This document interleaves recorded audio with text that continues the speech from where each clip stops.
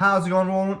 Welcome back to the channel. So on today's video, we're going to be going over why you as a customer want to test drive the vehicle when you have a noise concern with the technician, and why you as a technician want to test drive the vehicle with the customer with a noise concern or vibration, whatever that may be. I know a lot of technicians shy away from test driving with the customers, but a lot of times that avoids you from not being able to duplicate the noise, and B, being able to duplicate the correct noise. So sometimes the customer will have a crazy rattle and they're not actually focused on that. They're actually focused on something very much more minute, which is crazy, and mind-boggling. But a lot of times you'd be surprised how many times that actually happens, at least in my case. So if you're a customer and you're bringing a vehicle in for a noise concern, whether it's covered under warranty or not, 9 out of 10 times the dealership's going to ask for a diagnostic fee. And although you might either be under normal warranty coverage or you have an extended warranty,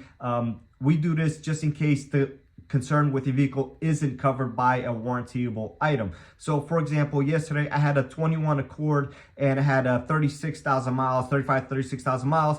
And the service advisor got a diag fee from the customer because, of the reasons I just explained. And the customer was a little bit hesitant, but eventually agreed to the diagnostic fee. And customer was under the impression that it needed a wheel bearing. It actually turned out to be his tires that were cupped and worn out, causing his rotational noise. So for that reason, we had the diagnostic fee, and he decided not to get the tires replaced by us, and at least I got paid for my time. So that's just one example.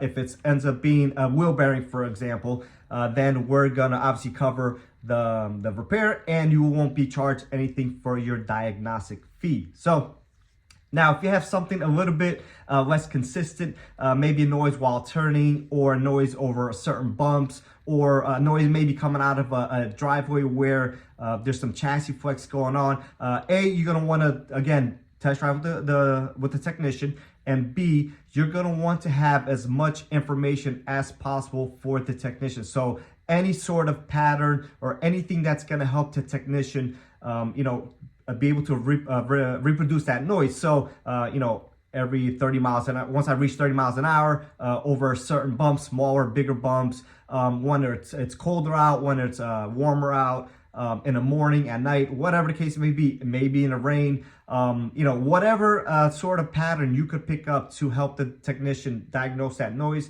that's going to help the technician and obviously save you a lot of time and frustration, and the technician time and frustration as well. Now, if the noise is very, very hard to duplicate, 9 out of 10 times in my situation, I'm going to tell you, let's go on a test drive. If we can't duplicate it, then again, try to pick up any pattern and try to get it some sort of a recording. Now, sometimes your cell phone, whatever you're using to record, won't pick up the noise. But if you're able to duplicate it and pick up the noise, then obviously that helps us. If it's very rare and it happens once every 3 weeks or something like that, then we're just going to tell you that you're going to have to wait until it gets more persistent and more consistent at that time. Obviously, if it's something that's happening so infrequently, then it's going to be very, very hard to A, duplicate, and B, to know if you actually did a repair that was that fixed the issue. So for that reason, again, we don't want to waste your time or money, and we don't want to waste our time or Honda's money by replacing something that wasn't actually needed. Now, if you're a technician and you're kind of hesitant to test driving vehicles with the customer or without the customer, personally, I like to test drive vehicles before and after to see if there's any noises that I can pick up on and potentially warn the customer about, or have a potential of upselling something, and B, when I do a repair, make sure that the noise that was previously there wasn't caused by something I did. And that's kind of a quality control thing that I do on my end. But I had multiple times where I've had customers willing to do a repair that they've complained about previously and weren't able to get duplicated, most times out of warranty. And then in that case, they end up agreeing to do the job because I didn't charge them anything to diagnose it, and I was able to find the noise and again pinpoint it and able to make a recommendation based off what I found. So if you're test driving a noise with the customer, then for those same reasons, you're going to want to ask the customer what can I do to try to replicate your noise? Sometimes I let customers drive the car themselves. Sometimes it's something that they're doing or something that their driving style or habit has that can make the noise reappear, and then you just kind of pinpoint what they're doing and try to mirror that or mimic it.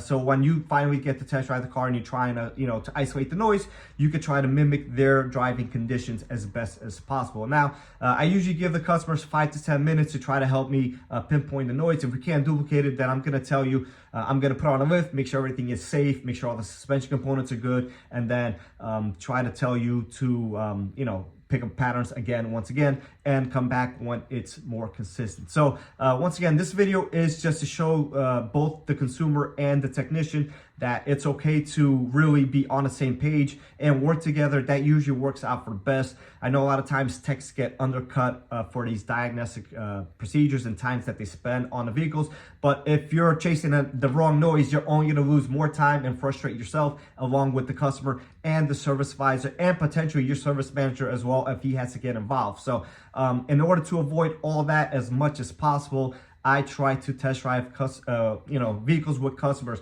I have had one incident that happened about 6 weeks ago where I was test driving a vehicle with a customer. It was a brand new 2023 Accord, and he was claiming he was pulling left and right, which is physically impossible unless if there's some damage. But anyways, I test drove the vehicle with him. He wasn't happy. He test drove the vehicle, then asked me to drive it very rudely, and to appease him, I did. We went on an extended test drive. I told him multiple times that I don't hear anything, I don't feel anything, and we needed to go back to the dealer. He wasn't happy with what I was saying, and he eventually left me about 2 miles away from my job, and he told me to get out of the car, to put it in nice terms.